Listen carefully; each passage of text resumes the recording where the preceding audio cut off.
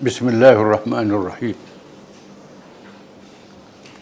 Alhamdulillahi Rabbil Alamin. Ar-Rahmanir-Rahim.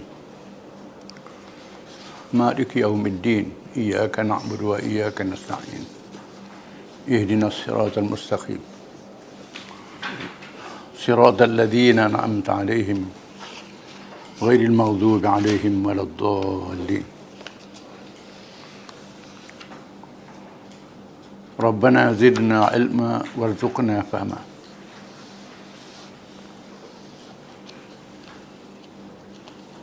Salatan wa salam ala Rasulillah wa man wala. Seterusnya, tajuk perbincangan kita hari ini ialah tentang pahaman Al-Hallajiyah. Pengikut Al-Husain bin Mansur Al-Hallaj. Menurut ahli sejarah, dia berasal dari Parsi, dari Iran, dan menganut Islam dan menyertai ahli tasawuf. Pernah berguru dengan Abul Qasim Al-Junaid rahimahullah. Al-Junaid adalah seorang ahli tasawuf yang muktabar. Kemudian pergi ke Mekah, tinggal di sana. Tinggal di Mekah selama setahun. Apabila dia mengemukakan pendapat, maka Ammar bin Uthman Al-Makki menuduhnya menentang Al-Quran dan mengancam untuk membunuhnya. Lalu dia melarikan diri ke Khurasan.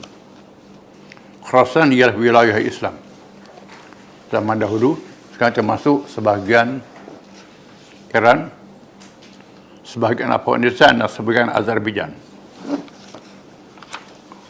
Wilayahnya luas. Selepas 5 tahun dia datang lagi ke Mekah. Kemudian pergi ke Baghdad. Seterusnya merantau ke India. Pergi ke India.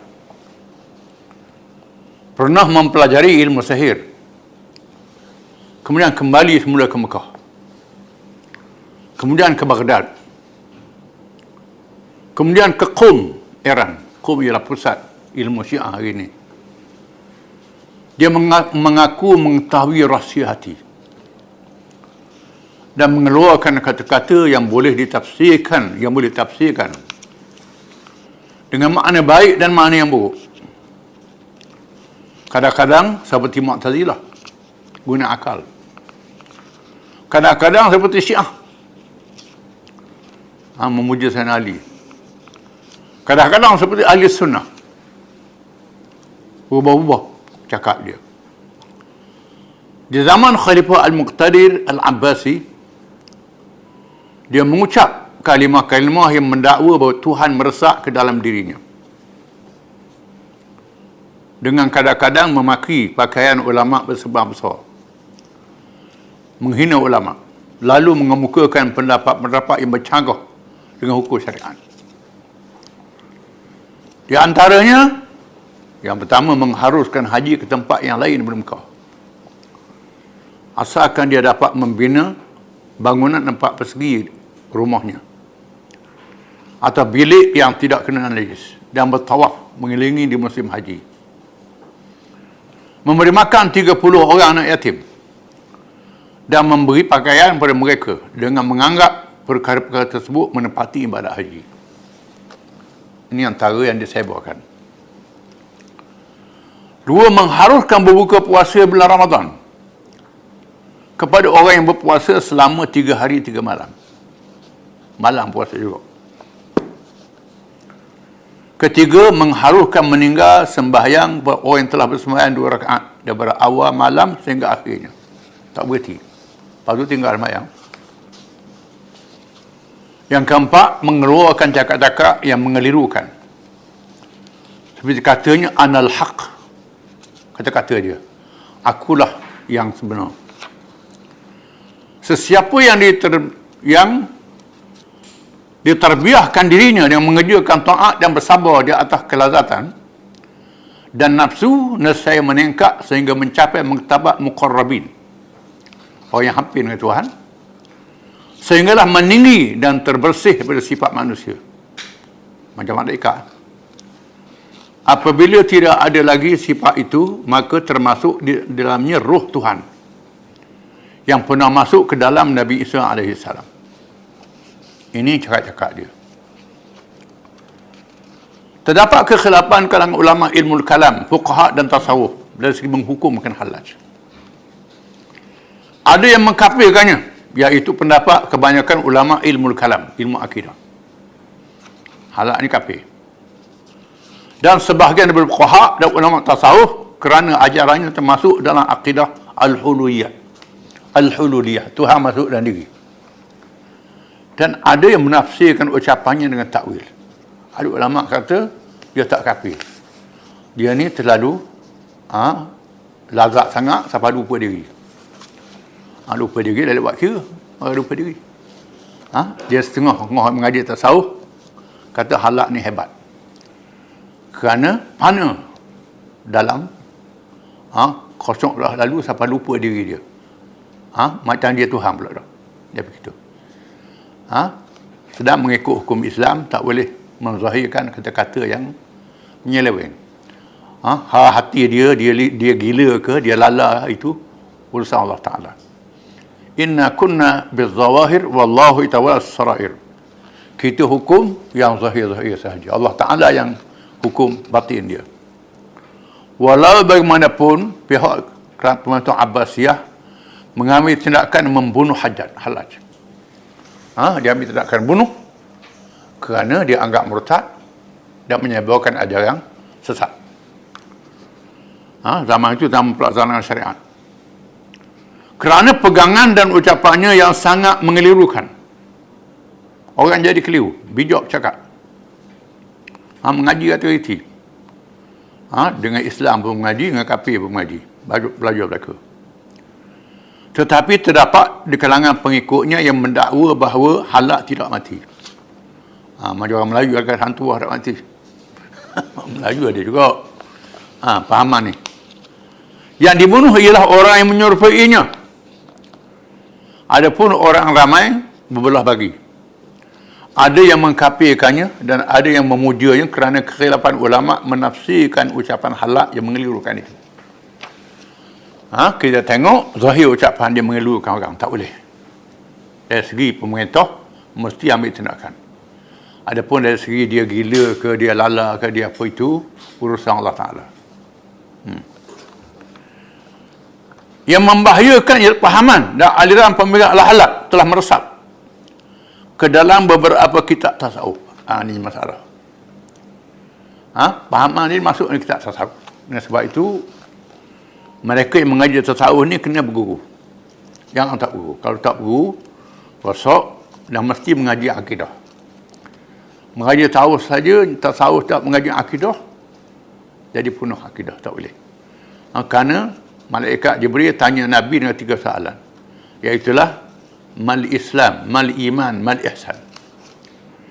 Apa dia Islam? Apa dia iman? Apa dia ihsan? Islam itu adalah hukum-hukum yang zahir. Semayang, puasa, zakat, haji, hukum halal haram, mengucap 2 kalimah syahadah dan cabang-cabangnya. Hukum-hukum yang berkait dengan wajib, haram, sunat, haruh, makruh. Hukum zahir itu dinamakan Islam. Iman ialah kepercayaan dalam hati, percaya. Percaya pada Allah, percaya pada kitab, pada malaikat, pada Rasul, hari akhirat, qada dan qadar. Itu rukun iman. Iman, kepercayaan dalam hati, tak ada syak, percaya. Ihsan ialah an ta'budallaha ka'annaka tarah fa illam takun tarahu fa innahu yarak. Nabi kata engkau menyembah Allah Ta'ala seolah-olah hampir dengan Tuhan tu macam tengok Tuhan, bukan tengok, macam tengok, maknanya takut ataupun rasa Tuhan tengok kita. Sampai begitu sekali. Terlalu dapat, bukan nampak Tuhan. Nabi Musa pun tak nampak.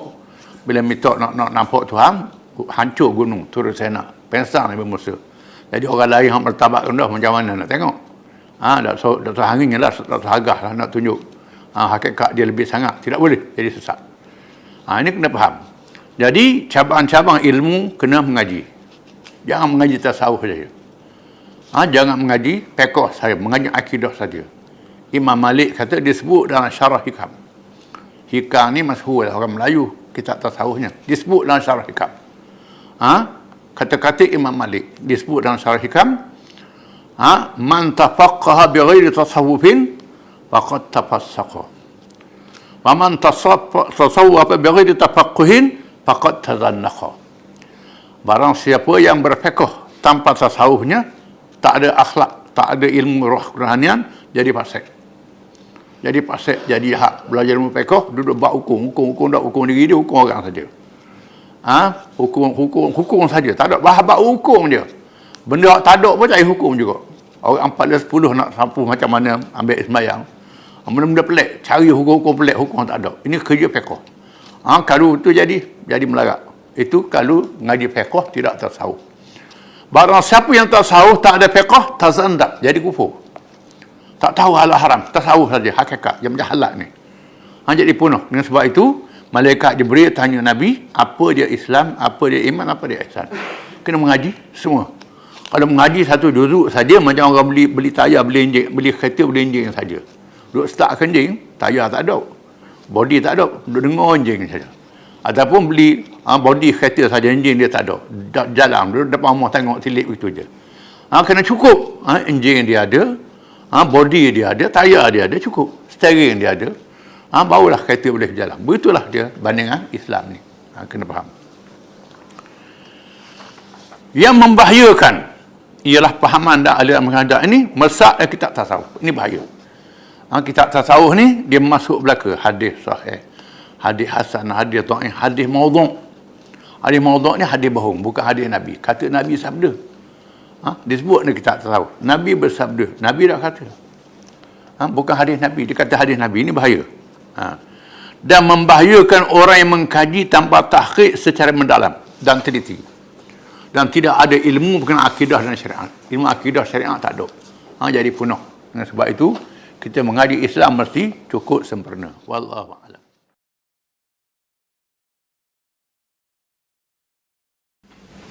Bismillahirrahmanirrahim. Alhamdulillah Rabbil Alamin. Ar-Rahman Ar-Rahim. Maliki Yawmiddin. إياك نعبد وإياك نستعين اهدنا الصراط المستقيم صراط الذين أنعمت عليهم غير المغضوب عليهم ولا الضالين آمين والصلاة والسلام على رسول الله وعلى آله وصحبه ومن تبعه ونصره ووالاه ربنا زدنا علما وارزقنا فهما وحكمة. Seterusnya kita bincang tentang ajaran sesat yang bernama Al-Musyabbihah.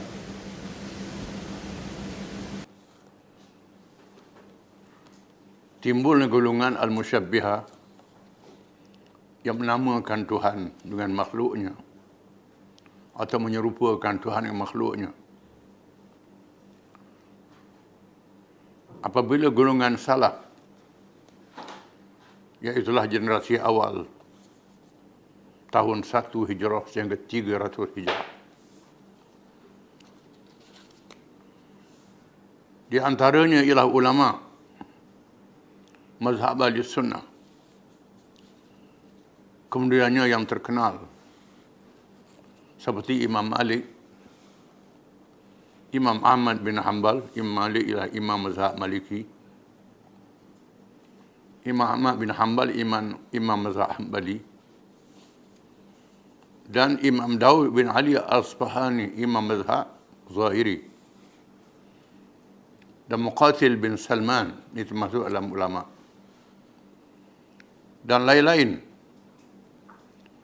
mengambil sikap tidak mentakwilkan ayat-ayat Al-Quran dan hadis-hadis Rasulullah SAW yang mutasyabihat.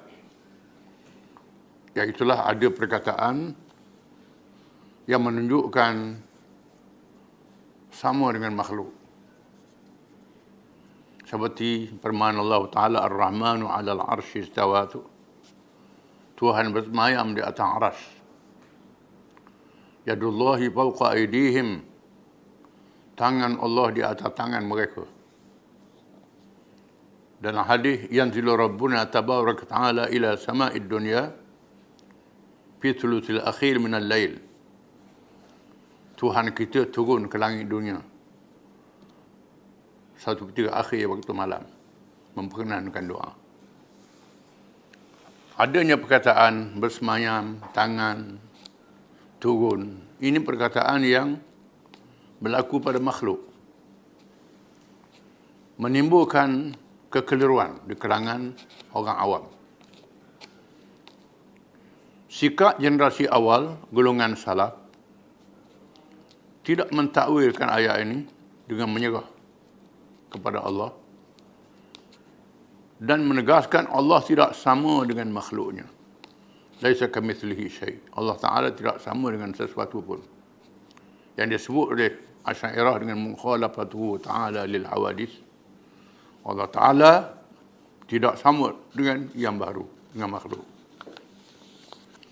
Perkataan itu tak boleh disamakan dengan makhluknya. Tangan Tuhan, Tuhan bersemayam, bukan macam raja bersemayam. Bersemayamlah. Bila ditanya Imam Malik yang mengajar di Masjid Nabawi, Imam Darul Hijrah, Imam Negeri Hijrah Nabi. Seorang datang tanya Imam Malik, "Wahai Imam, apa maksud Ar-Rahman wal 'alal 'arsy istawa? Apa makna Tuhan bersemayam di atas arsy?" Kata Imam Malik, "Al-istiwa'ul ma'lum wal kaifu majhul wal imanu bihi wajib wa su'alu anhu bid'ah." Bersemayam itu diketahui makna bersemayam. Bersemayamlah. Bersemayam. Tuhan bersemayam di atas singgatannya. Wal kaifu majhul. Bagaimana dia bersemayam, kita tak tahu. Kita tak tahu. Bersemayam tak sama dengan makhluknya. Wal imanu bihi wajib. Wajib beriman dengannya. Kita wajib beriman. Tuhan bersemayam tidak sama makhluknya. Wasu'alu anhu bid'ah. Bertanya bagaimana ini bid'ah. Melanggar. Bercanggah dengan ajaran Nabi. Halau dia, kata Imam Malik. Pakai keras. Inilah pandangan ulama salaf. Di antaranya ialah ulama-ulama mazhab. Termasuk bukan sahaja Imam Malik, Imam Ahmad, termasuk Imam Abu Hanifah, Imam Syafi'i dan lain-lain.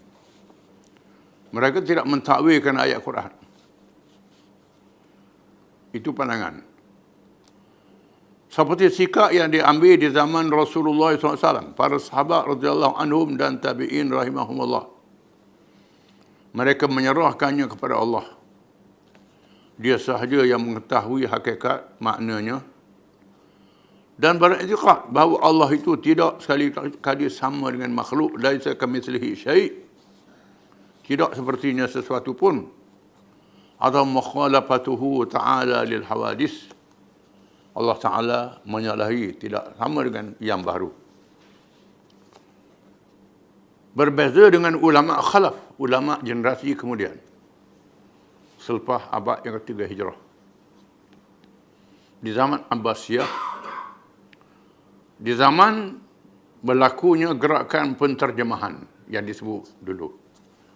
Diterjemahkan buku-buku dalam bahasa asing dan dalam bahasa Arab.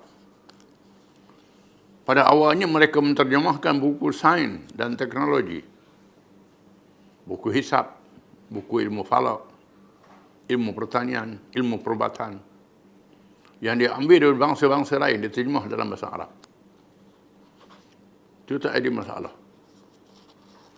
Tetapi berterjemah buku-buku falsafah, menggunakan akal, kaedah menggunakan akal. Di antara menciptakan ilmu mantik, ilmu logik. Ilmu mantik, ilmu logik. Ada ilmu mantik. Pakai akal. menyebabkan timbulnya mazhab-mazhab yang pakar akal. Seperti Mu'tazilah, Jabariyah. Termasuk kumpulan musyabbihah yang menyamakan Tuhan dengan makhluknya yang kita baca ni. Jadi sesat.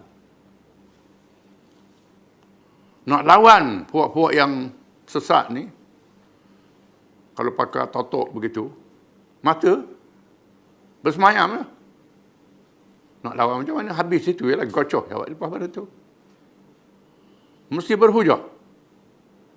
Maka timbulnya ulama khalaf di kalangan Asy'ariyah dan Maturidiyah yang mengambil sikap mentakwilkannya mengikut ilmu al-balaghah, ilmu bahasa Arab, dengan makna yang lain berasal seperti perkataan itu yang dipikirkan munasabah menurut akal dan bahasa Arab yang tinggi dari segi adab Arabi, sastra Arab, di mana Al-Quran adalah bermukjizat.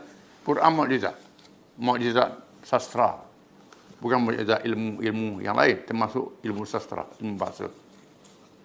Di sana ada perkataan-perkataan yang zahirnya begitu tetapi maknanya tujuan lain. Contohnya dalam ilmu balaghah, kita bandingkan seorang Muhammad berani macam singa.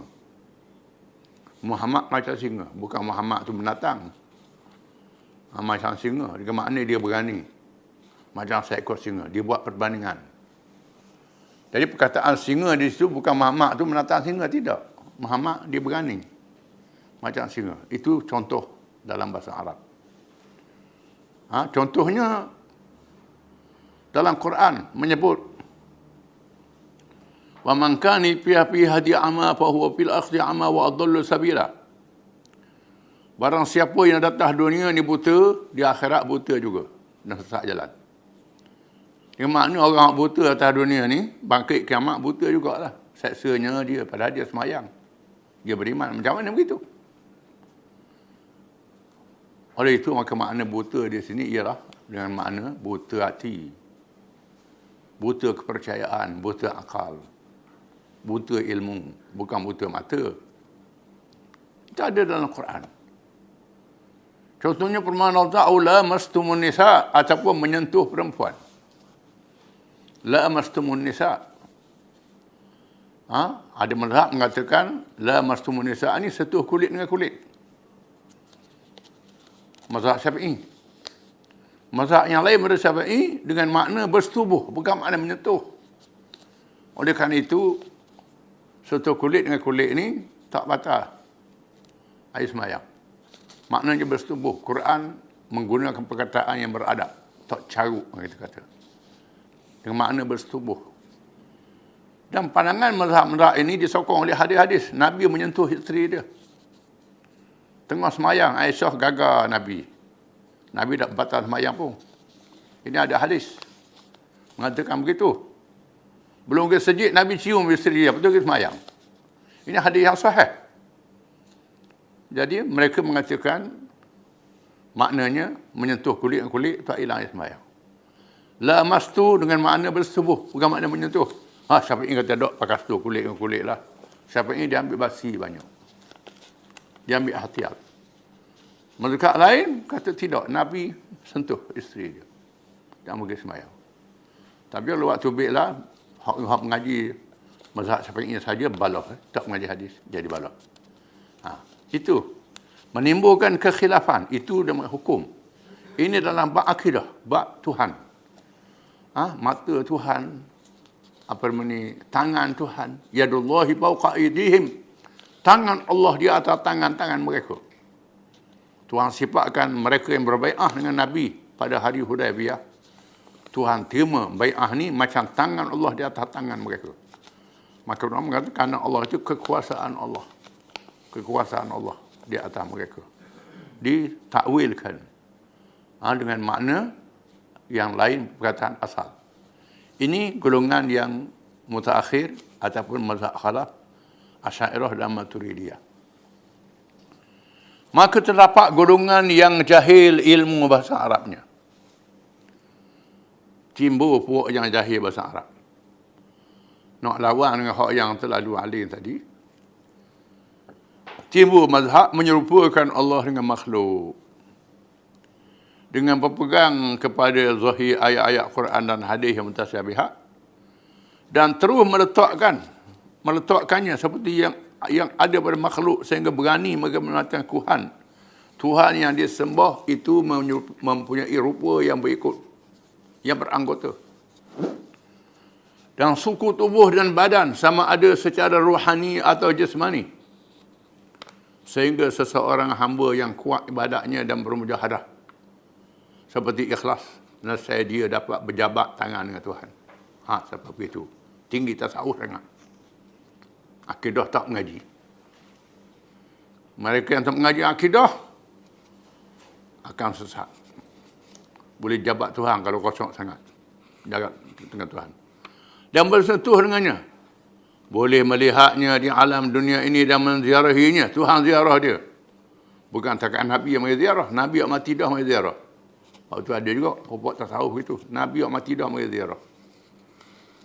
Mari dia pada kubur mari ziarah. Ramai mana kalau 10 orang duduk atas dunia ini berapa juta orang. Mereka ziarah berapa? Itu siapa begitu. Berkata Daud Al-Khawarizmi, salah seorang yang menganut fahaman ini, bahawa Tuhan yang disembah itu berjisim, mempunyai darah dan daging, mempunyai anggota tangan, kaki, kepala, lidah dan 2 mata, kata dia. Ini dah jadi sesat. Menyamakan Tuhan dengan makhluknya. Mereka menguatkan hujah-hujah dan dalil-dalil mereka kepada hadis-hadis maudhu' yang sengaja direka dan menyandarkannya pada Rasulullah SAW. Rasulullah kata gitu. Padahal kebanyakannya diambil daripada orang-orang Yahudi yang menganut fahamannya seperti ini juga. Ini fahaman orang Yahudi. Yahudi dalam Quran sebut, mitok Nabi Musa, ij'al lana alihah kama lahum alihah. Mitok, wahai Musa, mitoklah Tuhan, buat Tuhan cokoh depan kita. Macam kau layan ada Tuhan nampak cokoh boleh sembuh. Kita gitu jugalah. Orang Yahudi mitok Nabi Musa. Nabi Musa murka, marah Nabi Musa. Dan Tuhan panah peti sampai mati. Ada satu riwayatnya. Satu kaum Bani Israel. Minta nak tengok Tuhan. Ini pengaruh agama Yahudi. Golongan musyabbihah itu terbahagi pada 2 jenis. Ada 2 jenis. Yang pertama, mereka yang menyerupakan zat Allah Taala dan zat makhluknya. Di antara golongan menganut fahaman ini ialah As-Sabaiyah, Al-Bayaniyah. Ini mazhab Syiah. Kalangan Syiah. Ada kalangan Syiah. Kalangan Syiah. Ada kalangan dia tak Syiah. Tengah-tengah orang Sunni macam Ayah Ping besuk tu. Sunni lah tu. Orang besuk kan boleh Syiah pun. Di kalangan Sunni. Wujud kalangan Syiah, kalangan Sunni, kalangan Khawarij. Dan sebab itu kita tak boleh mengatakan semua Khawarij itu adalah orang Islam. Semua orang Sunni ini betul mereka. Ada orang Sunni menganut fahaman. Dia Sunni, mengaku Sunni, menganut ajaran sesat. Syiah menganut ajaran yang ada nama-nama dia. Ini kita kena. Khawarij, ada yang melampau. Ini begitu. Al-Hululiyah, Al-Hilmaniyah, Al-Adhafirah. Kita akan baca. Sebahagiannya kita dah baca. Yang kedua, mereka yang menyerupakan sifat-sifat Allah SWT dengan sifat-sifat makhluknya. Sifat-sifat saja. Ada yang menyamakan iradat Allah dengan iradat makhluknya. Kehendak Allah sama kehendak makhluk. Bukan semua kehendak Tuhan jadi belaka. Ada Tuhan kehendak tak jadi. Ada ke begitu? Tak ada kuasa lah Tuhan. Iaitu golongan Mu'tazilah Basrah. Tinggal Basrah. Ada Al-Karamiyah. Ada yang menyamakan kalam Allah dengan kalam makhluknya. Seperti mempunyai suara berhuruf dan bersifat baharu. Dan ada yang menyamakan ilmu Allah itu dengan ilmu makhluknya. Mereka yang mewajibkan sifat-sifat ilmu. Tetapi ilmu Allah SWT itu menurut percayaan mereka baharu. Seperti juga ilmu makhluk. Macam ilmu juga ada benda Tuhan tak tahu. Ni berat. Sedangkan Quran kata Tuhan tahu sebab zarah pun. Yang ghaib Tuhan tahu. Mazhab dalam ajaran Al-Musyabbihah. Wallahu a'lam. Kita baca mazhab dia pula. Dia ada mazhab.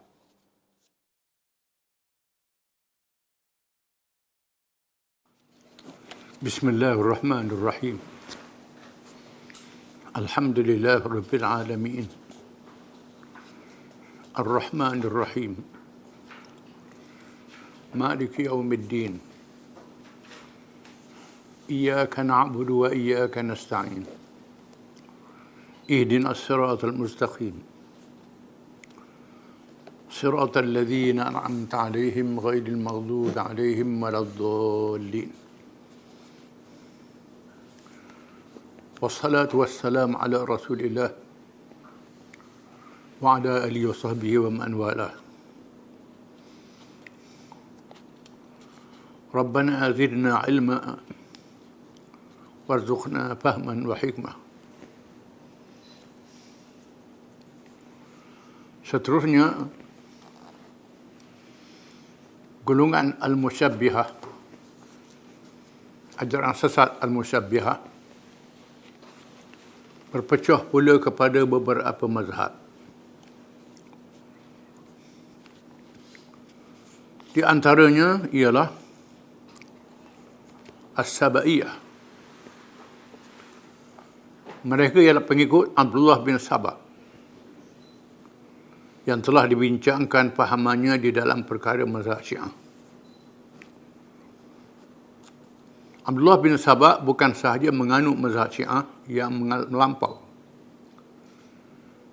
tetapi juga menganut pahaman musyabbihah, dan dia berasal dari agama Yahudi.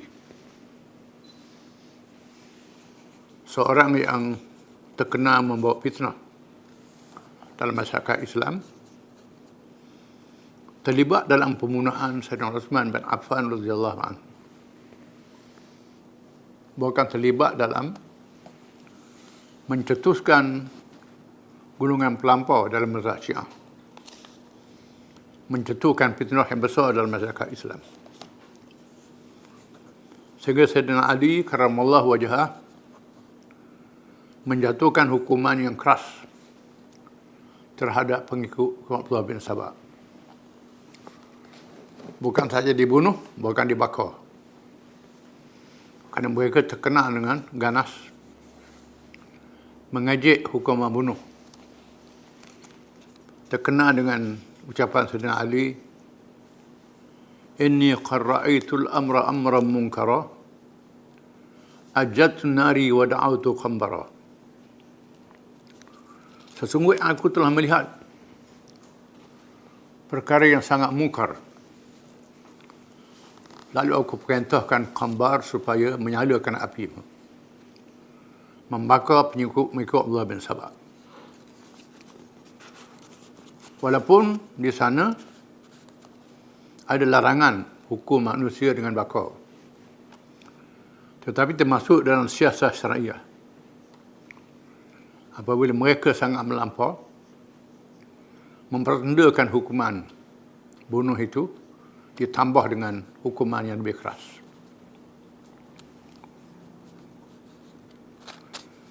Pengikutnya sudah pupus ataupun terlalu terpencil.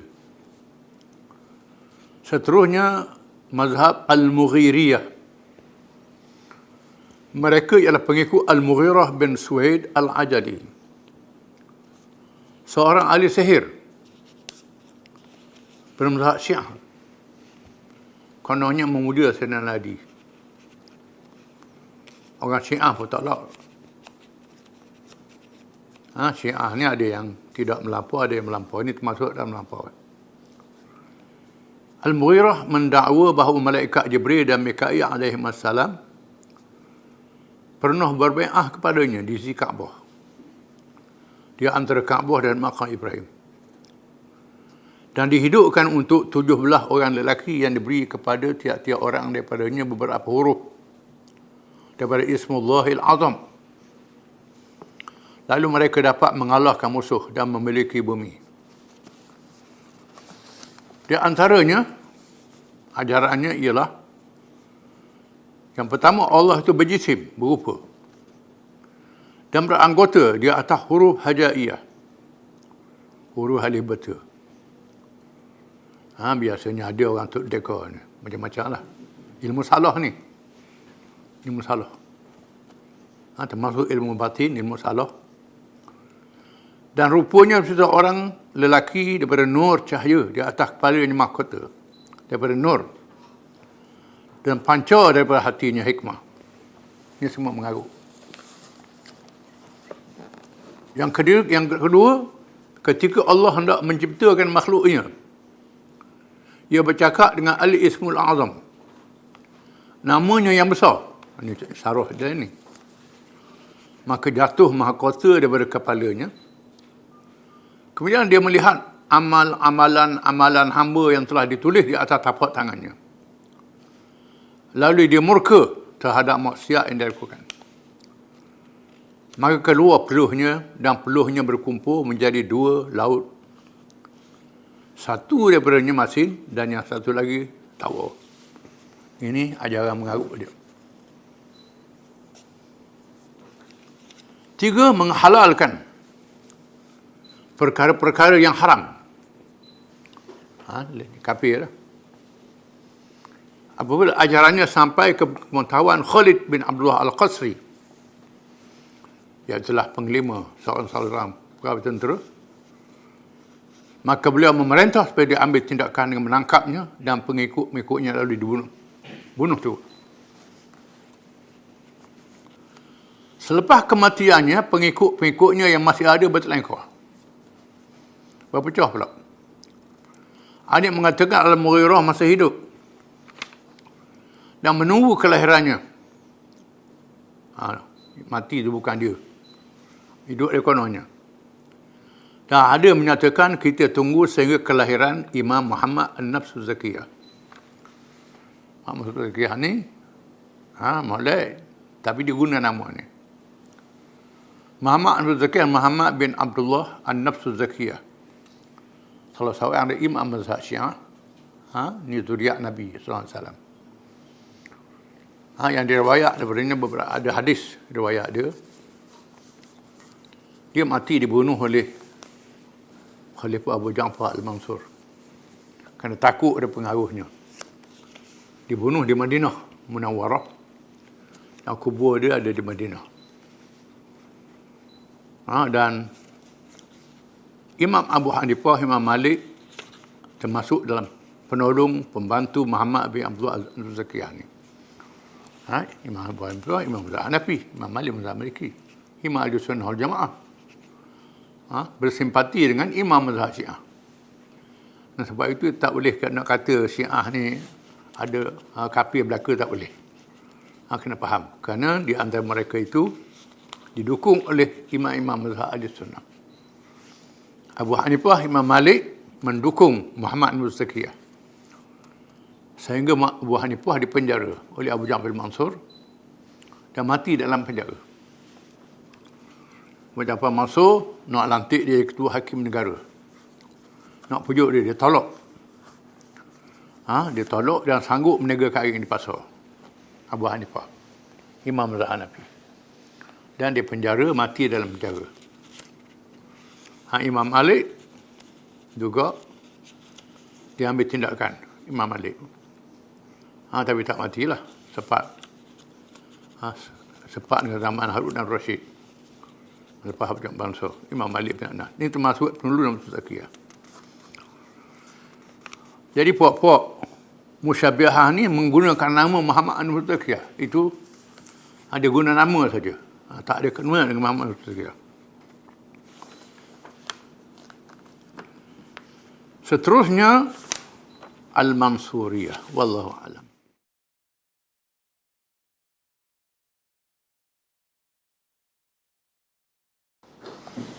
Bismillahirrahmanirrahim. Alhamdulillahirabbil alamin, arrahmanir rahim. Maliki yaumiddin. Iyyaka na'budu wa iyyaka nasta'in. Ihdinas siratal mustaqim. Siratal ladzina an'amta 'alaihim ghairil maghdubi 'alaihim waladdallin.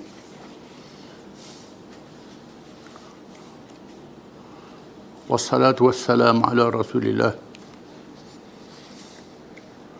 wa ala alihi wa sahbihi wa man walah. Rabbana zidna ilma warzuqna fahman wa hikmah.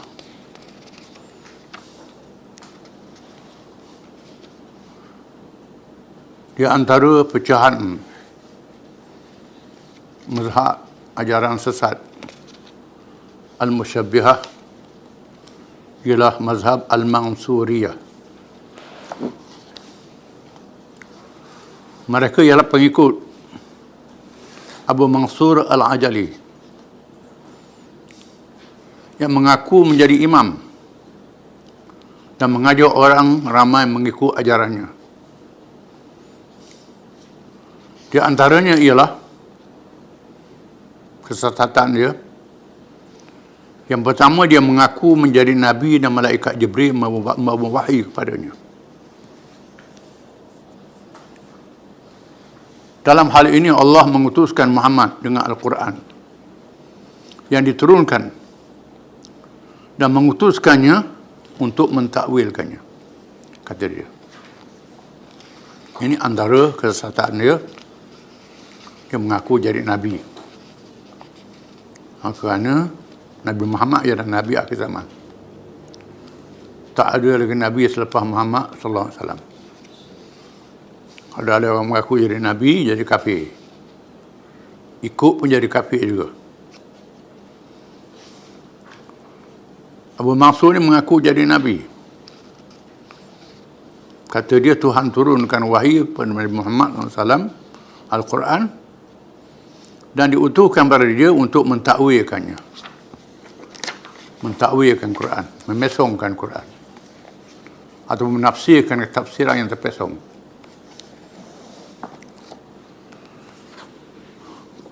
Yang kedua, mengaku naik ke langit dan bertemu Tuhan, macam ayah ping, dan menyentuh tangannya. Tuhan berfirman kepadanya, ya bunayya inzil faballigh anni atau falyuballigh anni. Wahai anakku, turunlah dan sampaikanlah daripada-ku, kata dia. Dia boleh tipu orang. Yang ketiga, ajaran dia kata awal-awal makhluk yang dijadikan ialah Nabi Isa. Selepas itu Sayyidina Ali.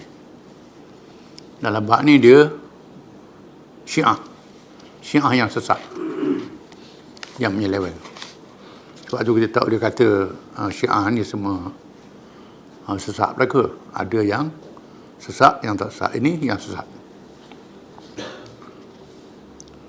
Yang keempat, Rasul itu sentiasa ada dan hari kiamat itu tidak ada.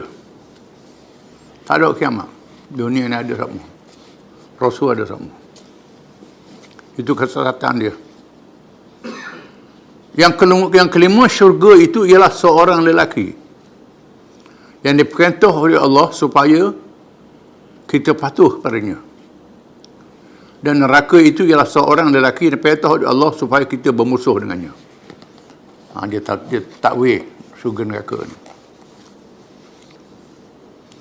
Yang keenam, mentakwilkan perkara-perkara yang diharamkan dengan nama orang-orang yang disuruh oleh Allah supaya memusuhinya, dan mentakwilkan perkara-perkara fardu itu dengan nama orang yang disuruh oleh Allah supaya mentaatinya. Maka sesiapa yang mengetahui nama-namanya, gugurlah daripadanya segala yang fardu. Tak payah sembahyang, tak payah puasa, dan yang haram dan tiada taklif lagi padanya. Boleh buat benda haram. Lalu diangkat daripada segala perintah sehinggalah dia masuk syurga dengan mencapai martabat kamal, sempurna, kata dia. Sedap ni dia punya tu syarah tu.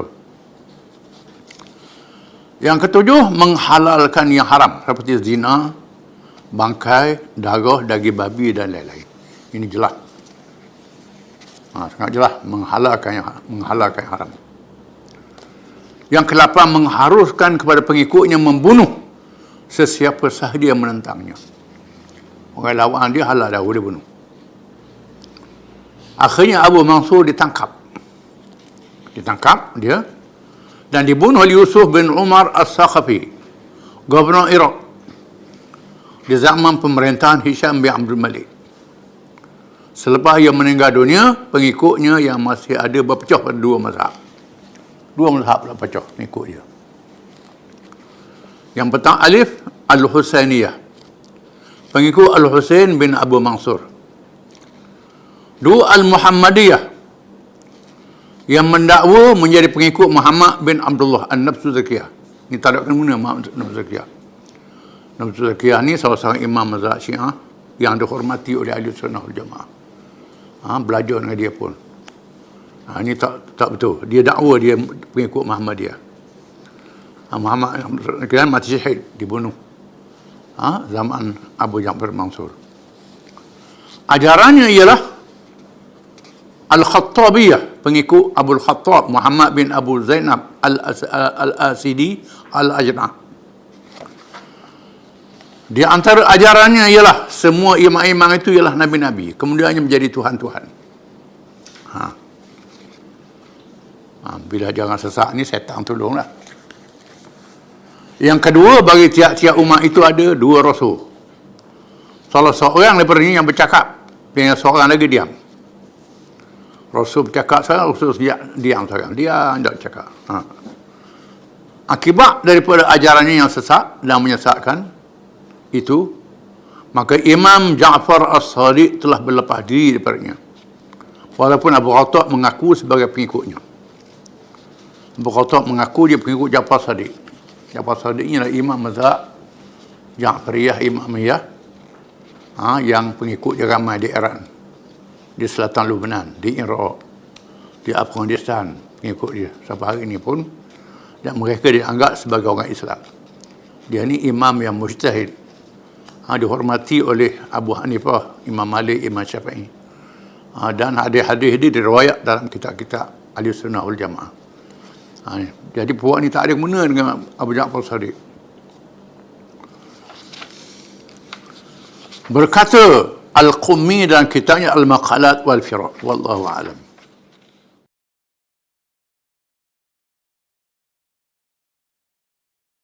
Bismillahirrahmanirrahim. Alhamdulillahi Rabbil Alamin. Ar-Rahmanir-Rahim. Maliki Yawmiddin. Iyyaka na'budu wa iyyaka nasta'in. Ihdina as-siratal mustaqim. Siratal ladzina an'amta 'alaihim ghairil maghdubi 'alaihim waladdallin. Wassalatu wassalamu ala Rasulillah wa ala alihi wa sahbihi wa man tabi'ahu wa nasarahu wa walah. Seterusnya kita bincang sambungan daripada kuliah yang lalu, iaitu mazhab yang sesat yang dinamakan Al-Mansuriyah. Pemimpinnya ialah Abu Mansur Al-Ajali. Akhirnya Abu Mansur ditangkap dan dibunuh oleh Yusuf bin Umar As-Saqafi, Gubernur Iraq, di zaman pemerintahan Amawiyah Hisham bin Abdul Malik. Selepas ia meninggal dunia, pengikutnya yang masih ada berpecah pada dua mazhab. Yang pertama Al-Husainiyah, pengikut Al-Husain bin Abu Mansur. Yang kedua Al-Muhammadiyah, yang mendakwa menjadi pengikut Muhammad bin Abdullah An-Nafsu Zakiyah. Tak ada kena Muhammad bin Abdullah. Abdullah ni ialah salah seorang imam mujtahid dalam mazhab Syiah juga. Dia termasuk di kalangan zuriat Nabi SAW yang dibunuh syahid di Madinah. nama dia digunakan. Seterusnya ialah mazhab Al-Khattabiyah. Pengikut Abu Khattab Muhammad bin Abu Zainab Al-Asadi Al-Ajda'. Di antara ajaran sesatnya ialah yang pertama, katanya semua imam-imam itu ialah nabi-nabi. Kemudiannya menjadi Tuhan-Tuhan. Nyata sesat. Yang kedua, kata dia, bagi tiap-tiap umat itu ada dua rasul. Salah seorang daripadanya yang bercakap. Dan yang seorang lagi diam. Cakap seorang, diam seorang. Satu kerja dia bercakap, yang satu senyap dia diam. Akibat daripada ajarannya yang sesat dan menyesatkan itu, maka Imam Ja'far As-Sadiq telah berlepas diri daripadanya walaupun Abu Khattab mengaku sebagai pengikutnya. Ja'far As-Sadiq ialah imam kepada mazhab Ja'fariyah yang pengikutnya ramai di Iran, di Iraq, di Afghanistan, di selatan Lebanon, di Arab Saudi, di negara Emirat. Sampai sekarang masih ramai pengikutnya dan termasuk di kalangan orang Islam. Kita tak boleh campur aduk yang sesat ni dengan Imam Ja'far As-Sadiq. Ja'far As-Sadiq ini diiktiraf sebagai ulama mujtahid oleh imam-imam Ahli Sunnah wal Jamaah. Dan sebab itu dia kata orang Iran ni sesat, tak boleh. Ini mengarut, ditaja oleh mereka. Pergi campur aduk dengan yang tak ada kena dengan mereka.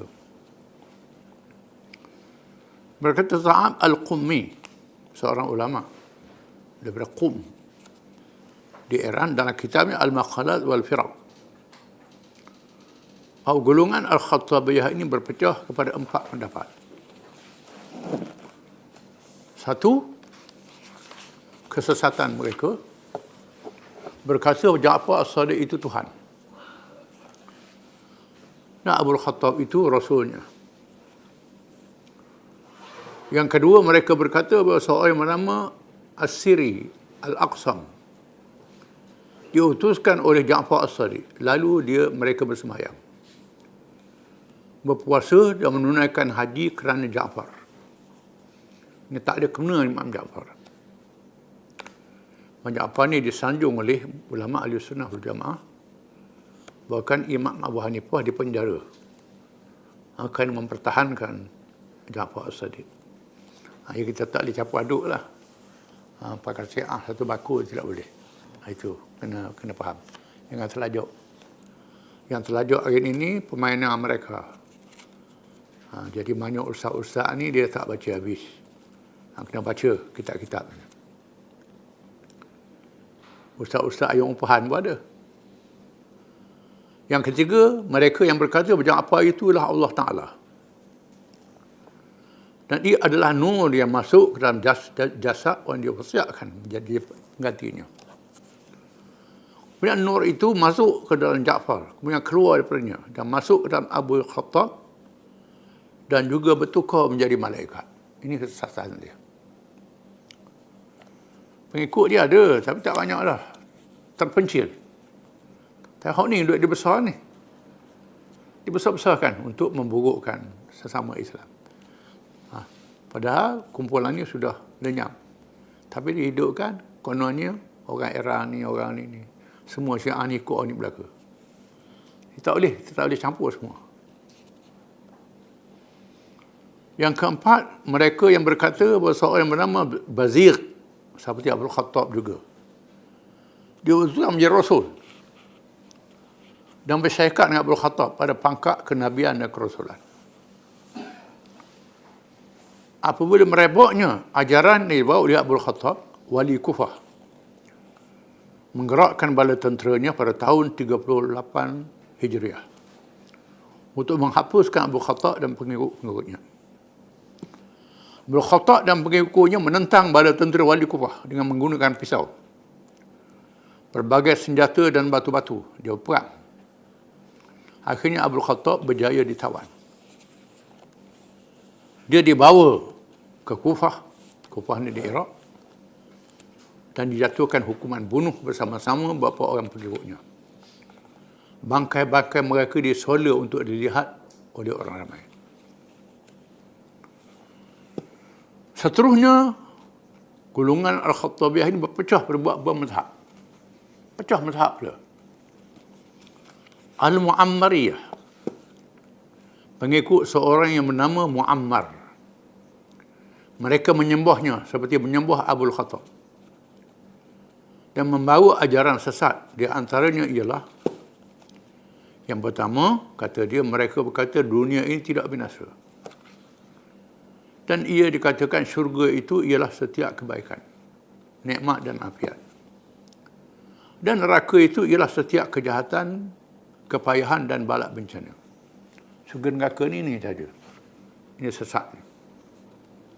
Jangan Quran menyebut neraka itu dengan jelas. Syurga dengan jelas.